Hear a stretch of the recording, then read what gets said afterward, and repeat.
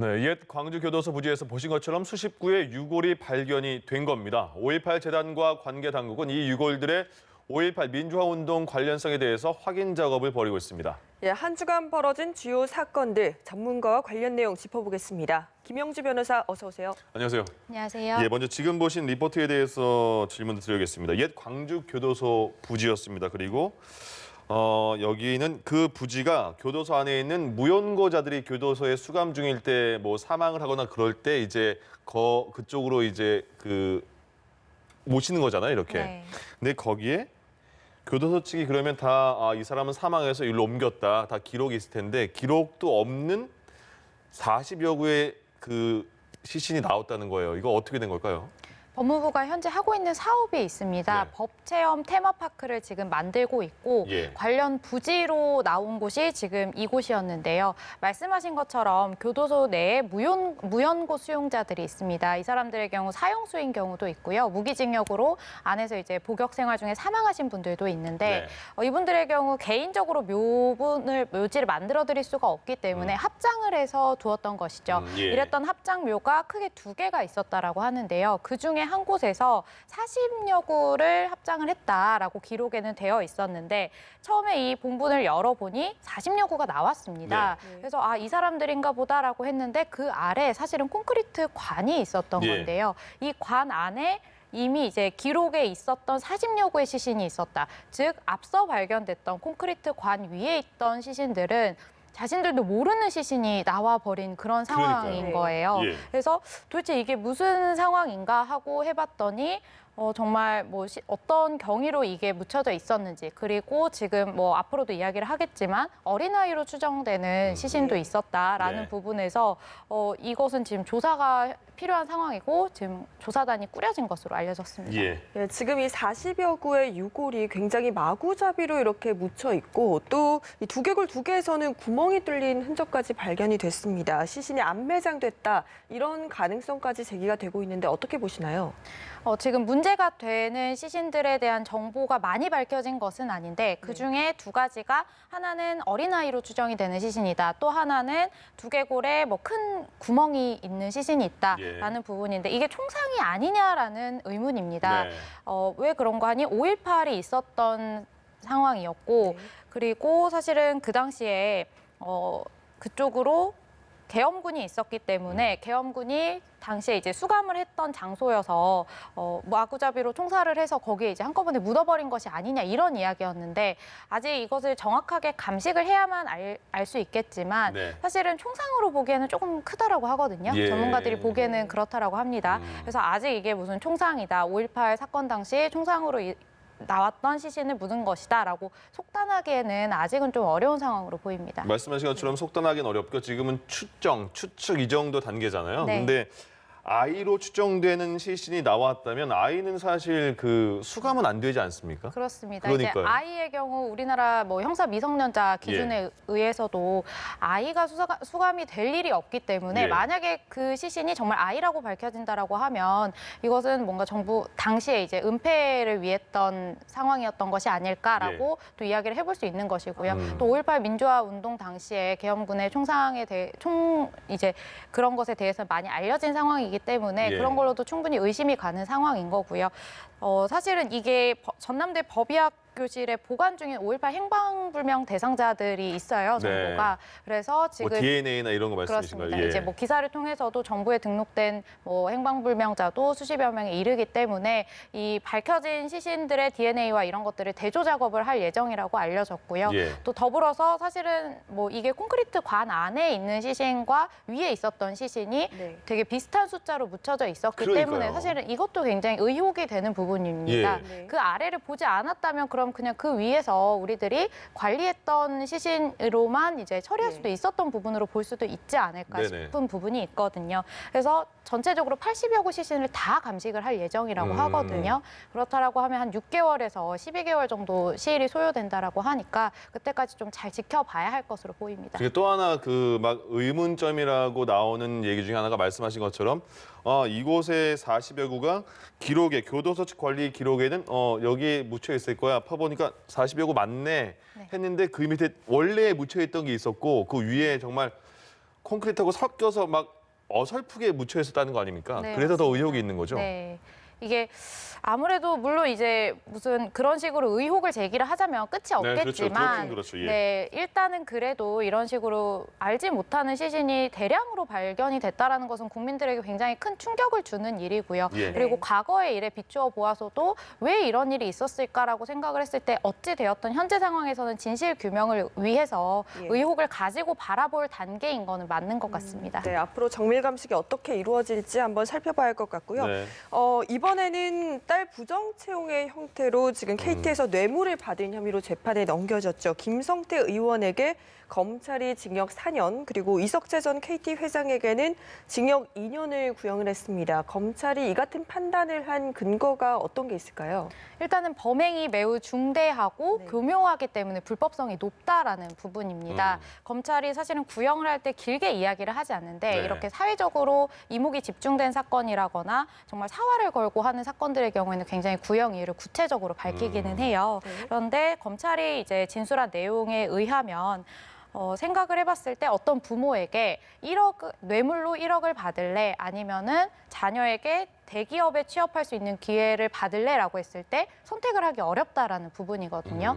그만큼 이 부정 채용의 은 돈으로 환산하기가 어렵다. 그만큼 가치가 높다라고도 볼 수 있는 상황이지 않냐라는 부분이 또 하나의 이유였고요. 지금 말씀하신 게 검찰 측이 말한 거죠? 그렇습니다. 예, 물론 이제 워딩을 그대로 말씀드리기보다는 좀 더 이제 풀어서 말씀을 네네. 드리자면 네. 이런 예. 취지였던 네. 부분이고 더불어서 이제 보면은 요즘 취업난이 굉장하지 않습니까? 네. 그런데 이 사람들에게 주는 뭔가 상대적 박탈감을 좀 생각해 본다면 불법성이 높다라고 판단될 수 있는 부분도 구형의 근거였습니다. 예. 그리고 사실은 국정감사에서 증인을 채택할 수 있는 그런 권한은 국민이 이 의원에게 준 것이지 개인이 이것을 남용했다라는 부분은 좀 비난받아 마땅하다 이런 취지가 더불어 있었고요. 예. 또 이제 한 번에 차라리 얼마의 뇌물을 받았다면 모르겠는데 그것이 아니라 개인적으로 관계를 유지해 가면서 매우 범행 수단이 교묘했다. 이 부분은 불법성을 높게 판단할 수 없다라는 취지로 굉장히 좀 중형을 구형을 했죠.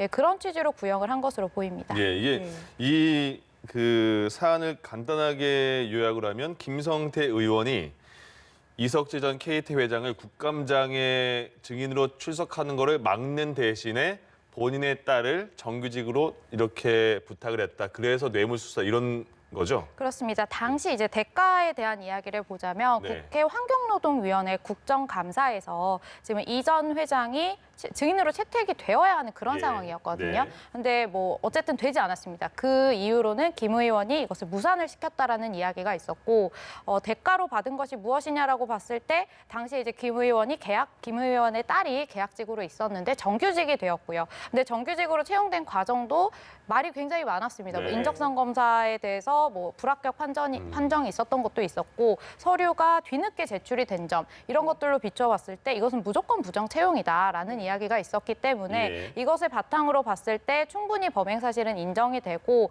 인정되는 기반에서 불법성 역시 높다라는 이야기죠. 그러면요, 그 조금 전에 그 검찰이 김성태 의원에게는 4년을 구형했고요. 네. 이석재 전 회장에게는 2년을 구형했잖아요. 뇌물수수에서는 주는 사람과 받는 사람에 따라서 약간의 그 차이가 있는 겁니까? 아니면 김성태 의원이 4년 받은 게 여기 플러스해서 뭐가 더 추가로 혐의가 있어서 이렇게 형량의 차이가 있는 거죠? 구형의 차이가? 사실 뭐 이 전 회장 같은 경우에는 앞서서 업무방해 혐의로 1심에서 실형 선고를 받은 부분도 있습니다. 네. 이게 업무방해가 그냥 된 게 아니라 부정채용, 즉 KT의 직원을 채용하는 것도 KT 회사 내의 업무이지 않습니까? 그런데 이 업무를 방해했다는 측면, 공정한 채용을 이루어지지 않게 했다라는 부분에서 이미 실형을 선고받은 부분이 있고요. 네. 이것도 어느 정도 좀 반영이 되었을 가능성이 예. 있습니다. 그리고 뇌물 같은 경우 말씀하신 것처럼 뭐 주는 사람과 받는 사람은 비슷하게 책정이 되는 편인데요.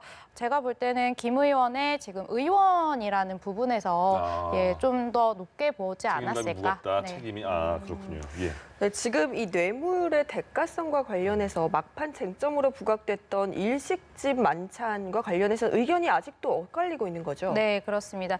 이게 왜 엇갈리냐면 네. 김 영수증 의원 언제 나왔냐 뭐 이런 거 아닙니까? 네, 맞습니다. 김 의원의 경우 2009년이었다. 왜냐하면 2009년에는 김 의원의 딸이 대학생이었습니다. 네. 그렇기 때문에 당연히 뭐 채용에 현안이 없었겠죠. 네. 그런데 지금 검찰 쪽에서 주장을 하는 것은 2009년이 아니라 2011년, 즉 김 의원의 딸이 KT의 계약직으로 근무하던 당시였다라는 것인데요. 네. 그 일식집 회동이 언제였냐? 왜냐하면 이때 지금 부정채용과 관련한 이야기가 나왔기 때문에 굉장히 구체적으로 특정이 되어야 됩니다. 예. 그런데 김 의원 같은 경우에는 KT 임원 신용카드 결제 내역상 그 당시에는 일식집 이야기가 없었다. 그렇기 때문에 2009년이다라는 주장인데 반해서 검찰이 제시한 카드는 서전 사장의 증언이었죠. 서전 사장은 이제 증인으로 출석을 해서 2009년 5월 10일경에 어깨 사고로 수술을 했다라고 합니다. 그렇다면 4일 만에 VIP 만찬에 참석을 할 수는 없었다라는 거죠. 예. 그래서 2011년에 그 일식집 회동이 있었고 그리고 본인이 김 의원과 이전 회장 2011년 자리를 주선을 직접 했고 보안을 유지하기 위해서 카드가 아니라 현금을 현금 냈다. 썼다라고 이야기를 했습니다. 예. 이 부분이 끝까지 쟁점이 되었고 누구의 말이 더 신빙성이 있는지는 법원의 판단을 기다려보아야 할 것 같습니다. 그러니까 이게 서로가 굉장히 조금이라도 받아들이지 않는 상황이잖아요. 검찰 측하고 김성태 의원 측하고요. 그러면 이제 보니까 일정을 보니까 내년 1월 17일에 1심 선고가 내려지는데 이건 어쨌든 계속해서 2심, 3심까지는 가게 되겠네요. 무조건 누구든 결과를 승복하지 못하고 예. 호소를 하고 상고를 할 것으로 보이고요. 네. 이 사건은 결국에는 대법원에서도 오래 좀 이야기가 되어야 할 사건으로 보이는 것이 예. 법률적인 쟁점이 굉장히 있는 사건입니다. 네. 왜 그러냐면 사실은 부정 채용 자체가 뇌물로 볼 수 있는지에 대해서 명확한 판단이 내려진 적이 없어요. 아, 지금까지 없군요. 판례도 없고요. 예, 그렇습니다. 예. 뇌물이라고 하면 우리가 생각할 때 돈이라고 하면은 이것은 누가 보아도 뇌물이 맞습니다. 그런데 지금 한 번 또 이런 식으로 어떤 것이 뇌물이냐에 대해서 좀 기록적인 판례가 화대라는 것이 있어요. 그러니까 성매매의 네네. 대가죠. 예, 예. 그런 부분이 사실은 돈으로 바로 직결되는 부분은 아닌데 뇌물이냐라는 부분에서 대법원은 뇌물이다라고 판단을 한 적이 있어요. 예. 그렇기 때문에 어떤 뭔가 무형의 가치를 가지는 것이 뇌물로서 인정을 받기 위해서는 결국에는 양쪽에서는 다 지금까지 인정된 적이 없다라는 이유로 뭐 계속해서 항소나 상고를 제기를 할 것으로 보이고요. 예. 이 과정에서 대법원이 정말 부정 채용이 뇌물에 해당하는지 여부를 결국에는 판단을 해야 될 것으로 보이는 부분이 한 가지 있고요. 네. 또 다른 부분이 이제 대가성 부분입니다. 네. 사실 뭐 이전 회장에게 대가가 있었냐라는 부분인데 언론에서 이야기를 하고 많은 전문가들이 이야기를 하는 것은 환노위에서 증인으로 채택되지 않은 부분은 대가로 볼 수 있지 않느냐라는 건데 네. 이건 역시 법원의 판단이 좀 필요한 부분이거든요. 예, 예. 그렇기 때문에 만약에 이제 17일에 재판 선고 결과가 굉장히 좀 법조인의 입장에서도 관심을 가지고 지켜봐야 하는 것이 법률적인 판단이 들어가 있는 판례로 보일 것이어서 저도 좀 개인적으로 굉장히 좀 기다리고 있는 그런 이건 상황입니다. 진짜 지금까지 없었던 예니까 진짜 판례 그대로 판례로 남게 되겠군요. 예, 알겠습니다. 다음으로 넘어가죠. 듀스 많이 아시죠? 듀스 김성재 씨의 사망입니다. 김성재 씨가 72년생이고 95년도에 사망을 했습니다. 이제 네. 솔로 발표하자마자 사망했잖아요. 제가 그 당시가 고등학생이었거든요. 그래서 정확히 기억이 나는데 정말 충격적이었습니다. 근데 그게 95년도니까 지금 수십 년이 지난 상황이잖아요. 네. 근데도 아직까지 미스테리, 의문사로 남겨져 있는 겁니다. 근데 그것이 알고 싶다 해서 또 다른 뭐 과학적인 그 증언이 나왔고 그런 뭐 제보가 왔다. 그래서 방송을 하려고 한다 했는데 전 여자친구가 지난 8월에도 방송금지 가처분 신청 내에서 받아들였고 이번에도 그래서 SBS에서 틀지 못하게 된 거잖아요. 네. 이 상황은 어떻게 저희가 봐야 됩니까? 말씀하신 것처럼 이제 김성재 씨가 1995년 11월 19일에 솔로 무대를 하고 다음 날에 호텔에서 숨진 채 발견이 되었습니다. 말하자면 아닙니까? 말하자면. 그렇습니다. 예, 당시 여자친구였던 김모 씨가 유력한 용의자로 지목이 되었고요. 기소까지 되었습니다. 1심에서는 유죄로 재판을 받고 무기징역 선고가 되었는데 예, 2심 무기징역. 그렇습니다. 예. 이제 2심과 3심에서는 무죄가 됨에 따라서 네. 이제 이분은 어떻게 보면 법원의 판단으로 판단으로 김성재 씨를 뭐 살해한 사람은 아니다라는 판단을 받은 사람이거든요. 네. 재판부는 사망 시각을 단정할 수가 없다. 그리고 살해 동기 역시 뚜렷하지 않고 뭐 사고사나 제3자가 범행을 했을 가능성을 배제할 수 없기 때문에 이 김모 씨가 정확하게 살인을 했다라고 볼 수 없다라는 점을 무죄 판단의 근거로 들었어요. 예. 그런데 말씀하신 것처럼 SBS 탐사보도 굉장히 유명한 프로그램이죠. 예. 그것이 알고 싶다라는 프로그램에서 이것에 대해서 취재를 했고 예. 방송을 하려고 8월경에 방송을 하겠다라고 네. 이야기를 했는데 이 김모 씨가 이것에 대해서 방송 금지 가처분 신청을 신청을 한 거예요. 예. 근데 법원 입장에서는 당시에 김모 씨의 신청을 인용을 해줬어요. 그렇기 때문에 방송이 되지 않았고요. 네. SBS 측에서는 이것을 방송하기 위해서 계속해서 제보를 받겠다. 뭔가 방송 내용을 수정을 해서라도 법원이 납득할 수 있는 수준으로 방송을 만들겠다라는 의욕을 보였고 실제로도 또 많은 제보를 받았다라고 하거든요. 예. 그런데 이번에 또 방송을 하겠다라고 예고가 나가자 김모 씨는 또 동일한 신청을 했습니다. 그런데 이제 법원이 판단을 내리기를 사실은 방송 예고가 나가니까 이 전 여자친구인 김모 씨에 대한 비난 댓글도 굉장히 네. 많이 달렸고 현재 근무지의 촬영 사진까지 발견이 됐다라고 하거든요. 그래요? 예. 그렇기 때문에 사실은 김모 씨 입장에서도 굉장히 좀 고통스러웠을 거라고는 예상이 되는 네. 부분이고 사실 그 전 여자친구 입장에서는 대법원에서 확정 판결이 난 거니까요, 그렇죠. 무죄로. 예. 예. 뭐 이것에 대해서 정확하게 그분의 유무죄를 이야기할 수 있는 뭐 누구도 이야기할 수는 없겠지만 네. 개인적인 입장에서 본다면은 과거에 이제 본인도 굉장한 고통을 받았을 것이고 네. 그런데 이것이 다시 보도가 됨으로써 자신의 삶이 좀 쑥대밭이 되는 것이 아닌가 이런 취지로 신청을 한 것으로 보여요. 그런데 네. 법원 입장에서도 개인의 이런 명예훼손적인 부분이 회복할 수 없는 손해를 입을 수가 있다. 네. 예, 이게 주된 근거로 보여졌고 사실은 그렇기 때문에 이례적으로 방송국에 촬영하고 방송 예정인 것을 보여달라라고 했다라고 하거든요. 예. 니네가 틀 거 미리 보여줘, 우리한테. 그렇습니다. 네네. 그걸 봤을 때 이 김모 씨의 개인적인 뭐 권리나 인격권에 있어서 침해가 있을지 여부에 대해서 좀 판단을 하고자 그런 행동을 했던 것으로 보이는데요. 예. 방송국에서는 이것을 바로 줄 수는 없었고 네. 이제 대본을 넘겼다라고 합니다. 그런데 대본을 봤을 때 일단은 법원이 보기에는 네. 이번 방송 내용 중에 김모 씨가 고인을 살해했을 가능성이 있다라는 취지가 담겨 있는 것으로 본 것으로 보이거든요. 내용에서, 예. 방송 내용 중에. 예. 그렇기 때문에 사실은 이게 확실한 내용이 아닙니다. 추측성 내용인데 네. 추측성 내용만으로는 국민을 오히려 혼란시킬 수 있다. 네. 이것은 국민들의 알 권리를 충족하기 위한 목적으로 보이지는 않는다. 그에 반해 이것이 방송이 되었을 때 김모 씨가 겪게 될 개인적인 피해가 너무 지대할 것으로 보여서 이것을 방송을 하는 것은 부적절하다라는 판단을 내린 것으로 보입니다. 예. 네, 그런데 일단은 이 김성재 씨 사망 사건이 논란이 되고 있는 이유가 일단 시기적으로 뭐 솔로 컴백 후 바로 하루 만에 또 호텔방에서 숨진 채 발견됐다는 점 그리고 또 부검 결과 때문이 아닐까 싶은데 부검 결과가 제가 찾아보니까 몸에 이제 수많은 주사바늘 자국이 있었고 또 뭐 사인이 동물 마취제 때문이다 이런 얘기가 있더라고요. 네, 굉장히 그것도 의혹 중에 하나로 이야기가 되고 있는 부분인 거는 예. 분명합니다. 네. 그런데 당시에 판결문 내용에 따르면 이게 성인 남성이 사망할 정도의 용량으로 보기는 어렵다라는 내용도 있었거든요. 그러니까 그거죠. 간단하게 말하면 이제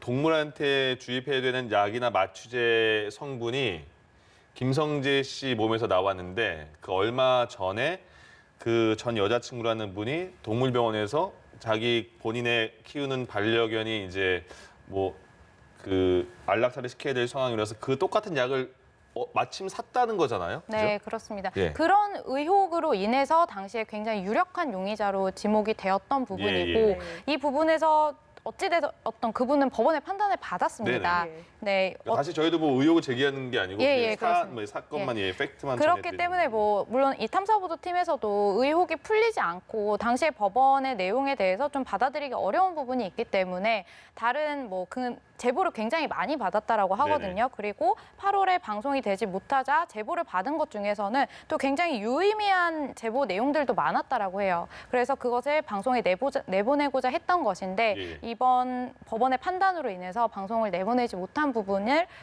입장문에 밝히겠다라고 또 알려졌습니다. 이게 보니까요, 조금 전에 저희도 화면에 나왔는데 청와대 국민청원에도 이렇게 방송을 해달라 네. 이런 그 청원이 20만이 넘었더라고요. 그래서 근데 그 방송사 입장에서는 미리 예고를 한 거 자체가 일단 이거 어떻게 봐야 됩니까? 그 예고를 사실 안 하고 방송을 할 수도 있다 이런 얘기도 나오고 있거든요. 그럼 예고를 한 거에 대해서 이제 지금 상대는 전 여자친구가 될 수 있겠는데 미리 내보낼 거다 이렇게 알려주는 거라고 봐야 될까요? 어떻게 봐야 될까요? 근데 뭐 그 해당 프로그램의 경우 예고편을 방영을 하는 것은 좀 많이 있어 왔던 일이고요. 예. 그것을 기습적으로 방송을 한다는 것 자체가 제가 볼 때는 제작진의 자존심이나 이런 부분에도 좀 맞지 않았다라고 보여지는 부분도 있거든요. 게 보일 수 있으니까. 네, 그렇습니다. 예. 기습적으로 하기에는 이전에도 한번 문제가 됐던 것인데 기습적으로 하는 것은 굉장히 좀 비난받을 수도 있는 부분일 수도 있고요. 또 더불어서 국민들은 무슨 이거 그냥 그러면 유튜브에 올려주면 안 되냐 이런 이야기도 있는 것으로 알고 있는데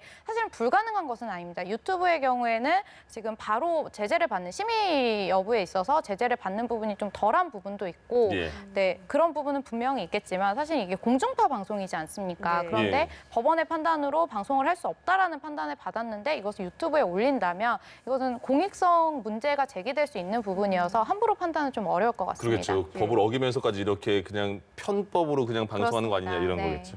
알겠습니다. 자, 사건 사고 소식 여기까지 하겠습니다. 김영주 변호사와 함께했습니다. 고맙습니다. 고맙습니다. 네.